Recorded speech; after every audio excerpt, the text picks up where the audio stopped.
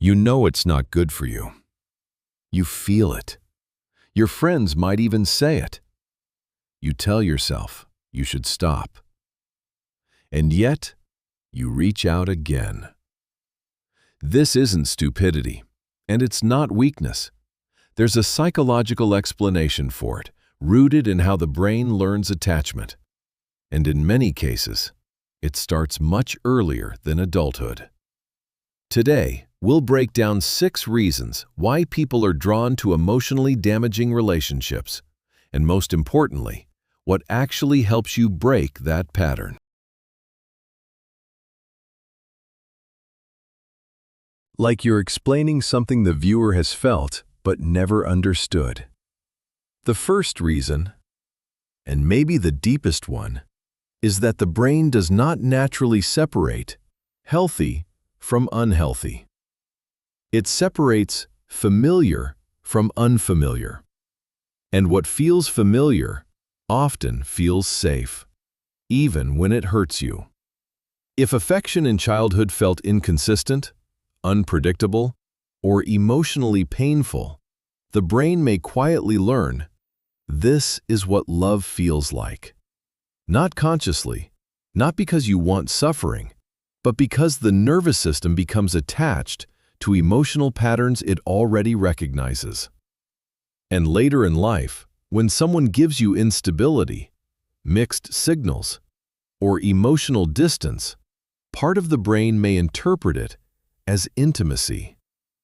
Sometimes people don't chase pain, they chase what feels emotionally familiar. The second reason is one of the strongest psychological hooks there is. It's called intermittent reinforcement. The reward doesn't come consistently. It comes unpredictably. And strangely enough, that unpredictability is what makes the attachment stronger. Psychologists have studied this pattern for decades. Random rewards create stronger behavioral fixation than predictable ones. When someone is warm one day and emotionally distant the next, attentive one moment, cold the next, the brain starts waiting for the return of connection. Not because the relationship feels stable, but because the uncertainty itself keeps the nervous system engaged. You begin replaying conversations, analyzing messages, searching for signs that the warmth is coming back. And over time, you stop chasing the person. You start chasing the feeling of relief they occasionally give you. The third reason is something psychologists often call a trauma bond. It can develop when emotional pain, fear, tension, and occasional relief keep repeating in cycles.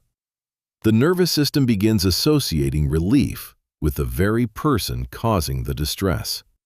And that creates a powerful emotional attachment. Researchers sometimes compare parts of this mechanism to survival responses observed in extreme dependency situations, including dynamics discussed in studies of hostage psychology. This does not automatically mean a person is weak or irrational. Very often, the brain is trying to adapt to emotional instability in the safest way it knows how.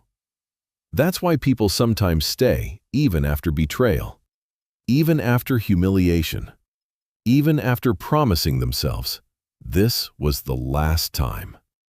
Because the attachment no longer feels like a choice. It feels like survival.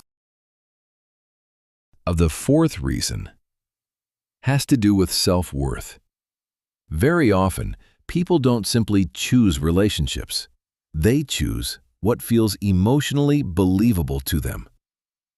If somewhere deep inside, a person carries the belief, I'm not enough, then consistent love, healthy attention, and emotional stability can feel strangely unfamiliar.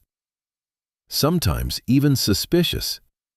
Research in self-esteem and attachment psychology suggests that people with deeply negative self-beliefs may have difficulty trusting stable affection. They wait for the person to lose interest. They search for hidden motives, or they mistake emotional chaos for passion. Because calm love doesn't match the emotional map they learned about themselves years ago. And sometimes, the hardest thing for a person to accept is not pain. It's being treated gently without having to earn it first. The fifth reason is connected to unfinished emotional patterns. The brain has difficulty letting go of stories that never felt emotionally resolved. If, as a child, someone constantly searched for approval, acceptance, or emotional warmth and rarely received it, that emotional need may continue into adulthood. Some psychologists describe this pattern as repetition compulsion. The mind unconsciously moves toward familiar dynamics, hoping that this time the ending will be different. That's why people sometimes become attached to emotionally unavailable partners, critical partners, or unpredictable partners again and again. Not because they consciously want pain, but because part of them hopes to finally win the love they once couldn't reach. The problem is, when the dynamic stays the same, the outcome often stays the same too. And many people spend years trying to heal an old wound by returning to the exact kind of situation that created it. The sixth reason is that emotionally unhealthy relationships often feel incredibly intense. The arguments, the reconciliation, the uncertainty, the emotional highs and lows, it overwhelms the nervous system. And the brain can begin confusing intensity with emotional depth. This affects me this strongly, maybe it's real love. But intensity alone is not the same thing as connection. Very often, it's stress chemistry, adrenaline, cortisol, emotional unpredictability. Healthy attachment usually feels different, more stable, more predictable, more emotionally safe. And for someone used to chaos, that calmness can initially feel unfamiliar. Not because it's empty, but because the nervous system has learned to associate love with emotional turbulence. Sometimes, peace doesn't feel boring. It just feels completely new. What to do about this? Might 2. Step 1. Name the pattern. Look at the last few people you were drawn to. Not just who they were, but how they made you feel. Do they share the same emotional pattern? Same distance, same unpredictability, same emotional inconsistency?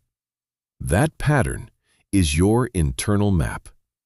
Step 2 is learning to tolerate stability, because sometimes, when something is calm, consistent, and emotionally safe, it can feel unfamiliar, and the mind may misinterpret that unfamiliarity as something is wrong.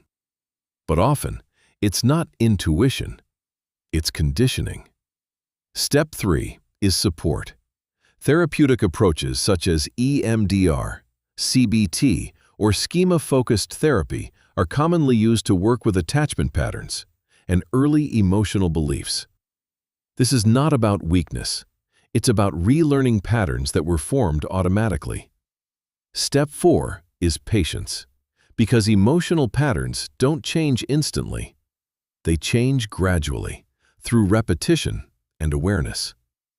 And every time you choose differently, you are not just making a decision. You are literally rewiring what love feels like. You're drawn to people who hurt you, not because something is broken inside you, but because your brain is doing exactly what it learned to do.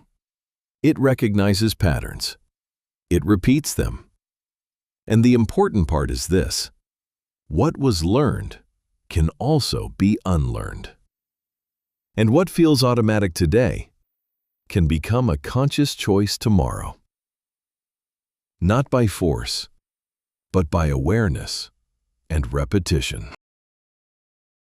If you enjoyed my video on self-knowledge, please like, subscribe, and hit the bell so you don't miss the next video.